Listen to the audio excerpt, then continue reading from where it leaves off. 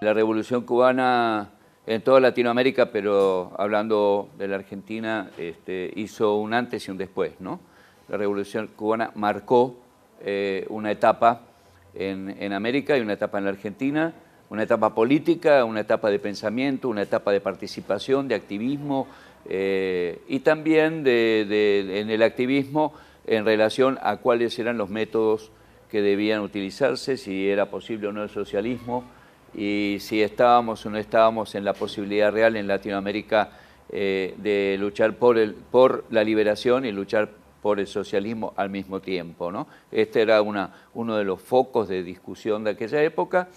Cuba de alguna manera viene a demostrar algunas cosas, o por lo menos a poner sobre la mesa, ¿no? Concretamente situaciones que hacían a lo que nosotros estábamos discutiendo, conversando, debatiendo y participando y activando en aquella época. Hablar de la Revolución Cubana, yo decía, no es posible hablar nada más que del 59. Es como cuando a veces yo voy a dar alguna charla sobre el Che y parece que Ernesto Guevara salió así de una galera y de pronto se hizo el Che. ¿De dónde salió? ¿De dónde vino? ¿Por qué se formó? ¿Cómo fue posible?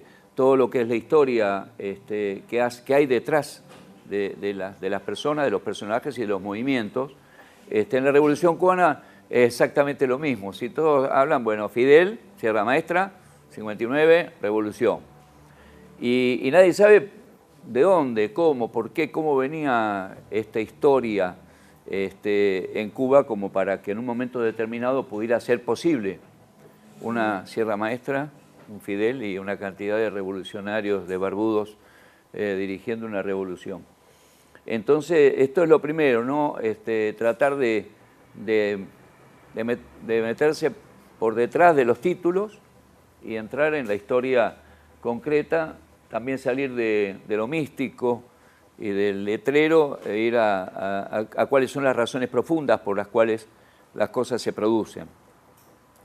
Entonces, Cuba tiene una historia realmente particular porque desde el vamos fue el último país de América que se libera de España, pero teniendo la esclavitud incluso, cuando ya hasta el año 900 prácticamente, es decir, después cuando Estados Unidos interviene en la zona, queda Puerto Rico como un Estado asociado y Cuba casi, pero no llega a ser Estado asociado, sino que queda la enmienda Platt, que es una enmienda que hacen los gobiernos que están en ese momento en Cuba, posteriormente España, en la cual hay una ligazón entre el gobierno norteamericano o los Estados Unidos y los gobiernos sucesivos de Cuba, y queda esta base de Guantánamo, ¿no? Tan conocida como base, como uno de los elementos de la negociación de la enmienda Platt que se firma.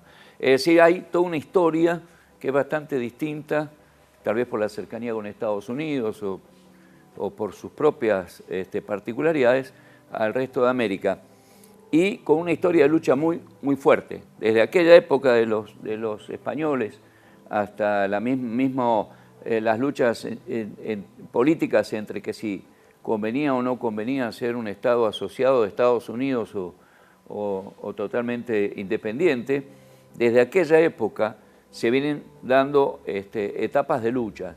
Una de ellas muy importante se da por antes de los años 30, le llaman ellos siempre Machadato y Batistato, son las dos etapas en que en Cuba históricamente definen dictaduras. El Machadato fue una dictadura de la gran burguesía en la que no participó el ejército directamente, pero sí indirectamente, y el que participaba por detrás era Estados Unidos. De alguna manera se podría llamar que con algunas características de desarrollo de cuestiones públicas para tratar de mantener el statu quo.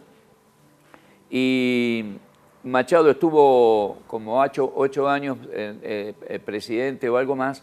Luego de esa etapa interviene un personaje que es Batista, que era sargento en aquel momento, da un golpe, desaparece de la escena, vuelve a aparecer posteriormente y está en el año 52 no desaparece de la escena. Él es presidente electo incluso por los años 40,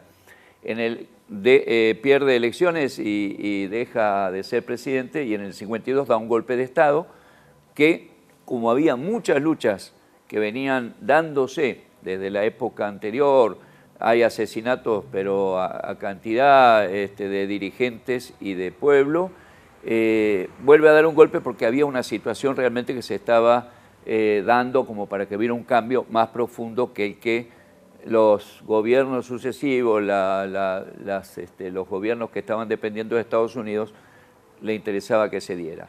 Entonces da el golpe en marzo del 52. Es un golpe muy importante porque nuclea de alguna manera a distintos grupos que ya venían actuando enfrentados al imperialismo que ya se estaba tomando desde el punto de vista martiano como el elemento que realmente con el que había que cortar para poder ser independiente.